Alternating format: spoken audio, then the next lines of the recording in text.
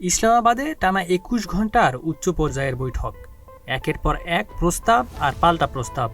তবুও শেষ পর্যন্ত কোনো সমঝোতায় পৌঁছাতে পারেনি যুক্তরাষ্ট্র ও ইরান। পাকিস্তানের মধ্যস্থতায় শুরু হওয়া এই আলোচনায় শুরুতেই আশার আলো থাকলেও শেষ পর্যন্ত ভেস্তে যায় সব প্রচেষ্টা। এই ব্যর্থতার মূল কারণ হিসেবে সামনে এসেছে দুই পক্ষের অনড় অবস্থান। ইরানের দাবি, যুক্তরাষ্ট্র এমন কিছু অযৌক্তিক ও কঠোর শর্ত দিয়েছে যা তারা যুদ্ধের মাধ্যমেও অর্জন করতে পারেনি, কিন্তু এখন কূটনৈতিকভাবে চাপিয়ে দিতে চেয়েছে। অন্যদিকে যুক্তরাষ্ট্র ইরানের পারমাণবিক কর্মসূচি, হরমুজ প্রণালী এবং আঞ্চলিক নিরাপত্তা ইস্যুতে কোনো ছাড় দিতে রাজি হয়নি।